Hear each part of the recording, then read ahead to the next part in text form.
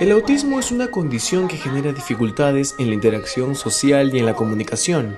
Este trastorno muchas veces resulta incomprendido debido a las características de comportamiento de quienes lo padecen, y estas personas son erradamente juzgadas como engreídas, quisquillosas o malcriadas. Es que el autismo es un tema raramente abordado en el Perú, por lo cual se conoce muy poco sobre esta condición y no somos conscientes de los problemas que enfrentan los más de 1.6 millones de peruanos que sufren de este trastorno. Uno de los problemas más resaltantes es la falta de oportunidades educativas, un problema que hasta el día de hoy se mantiene irresoluto. Susana Guillén es la madre de Paulo, un joven de 22 años que al año y medio de nacido recibiría un diagnóstico que cambiaría la vida de su familia. Paulo tenía un retardo en el desarrollo del lenguaje y que era autista, que era hiperactivo, o sea, era un conjunto de cosas. Susana nos cuenta que el autismo puede tener diversos grados y con ello distintas consecuencias para quienes lo sufren.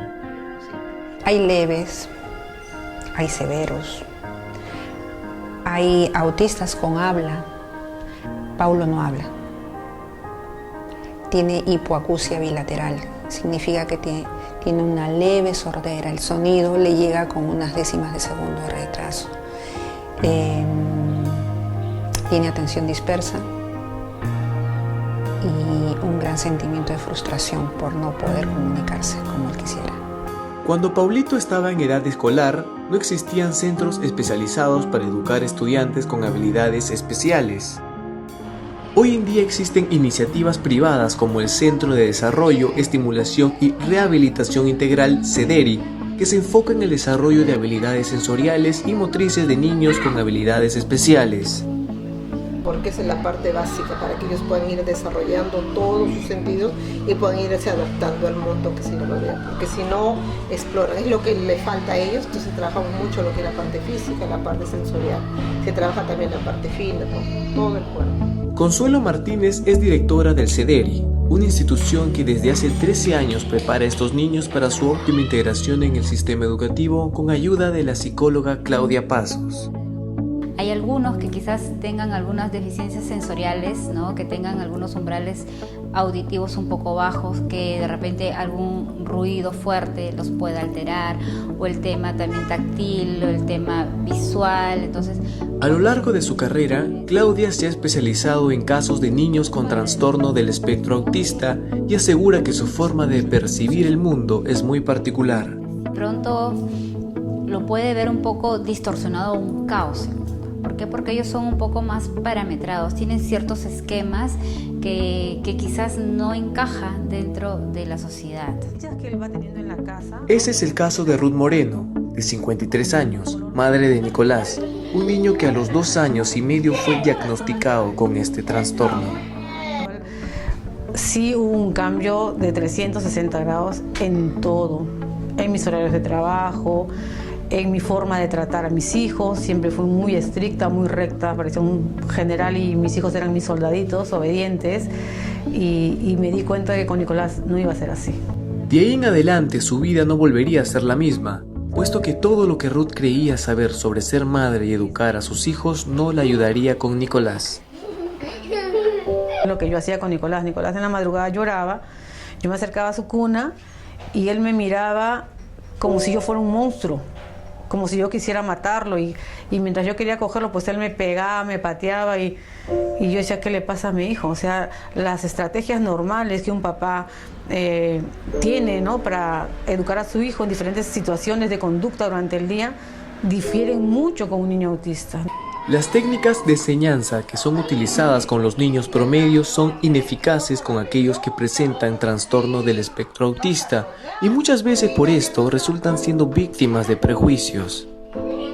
Las personas con autismo los etiquetan, ¿no? Las personas con autismo no se sociabilizan, las personas con autismo no aprenden, las personas con autismo están dentro de su mundo, y es totalmente errado. Ruth cree que estas etiquetas vienen porque no existe un sistema educativo diseñado para los más de 3.000 niños que sufren de autismo en nuestro país. El Ministerio de Educación te dice que sí, existe SANE, una institución que va como que a supervisar de que estos niños no se queden sin estudiar, pero te los mandan a colegios de inclusión, que son colegios normales, para niños normales, donde nuestros hijos se van a ir a sentar a calentar el asiento y no hay una preparación del maestro, los maestros no están capacitados. Los niños con esta condición no suelen presentar problemas en la etapa de educación inicial, la cual se da entre los 3 y 5 años. Es en el paso a la educación primaria en donde se empieza a manifestar su diferencia respecto a sus compañeros. Digamos que entre comillas no hay problema, ¿no? Porque lo van a recibir. Pero cuando ya pasa la etapa de educación inicial y entra a lo que es la educación primaria, ahí empieza un gran problema. En el Perú, la población autista cuenta con una ley reglamentada, la número 30150. Con esta ley, ellos o sus familiares pueden exigir que se cumplan con sus derechos.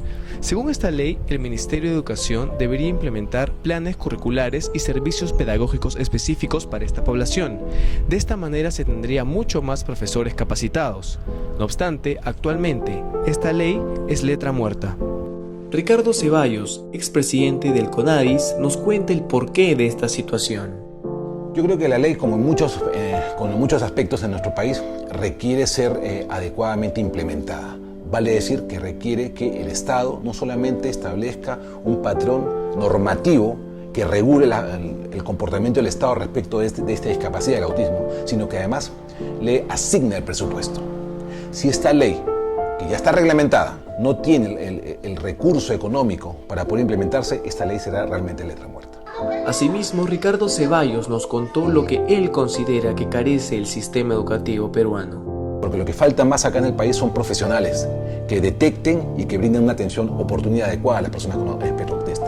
Y a su vez, también los docentes tienen un conjunto de déficits que no les permite brindar una respuesta educativa y pedagógica adecuada a las necesidades de los chicos con autismo. ¡Sí, mi niño se está durmiendo! ¿Qué tiene que ser?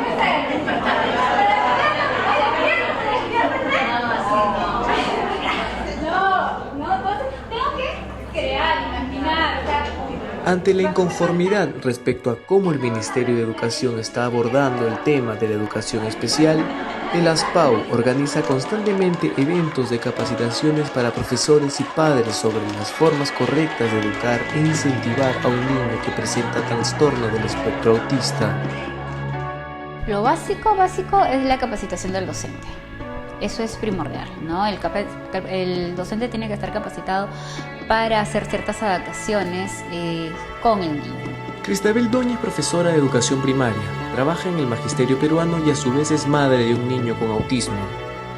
Como le dije, la currícula en los centros universitarios y también a los actuales docentes que ya están en el magisterio ejerciendo tienen que llevar cursos para especializarse en lo que es el tratamiento o lo que es el seguimiento con los niños con TEA, ¿no? Porque como usted sí, es un poquito más lento el aprendizaje. Entonces, un parpadeo. Marina García, fundadora de la asociación Proyecto Autismo, ASPAU, reconoce la brecha existente entre los colegios capacitados para atender a niños con TEA y la falta de educación entre los estudiantes de aquellos centros. De los directores que a veces ponen trabas para que los niños sean aceptados.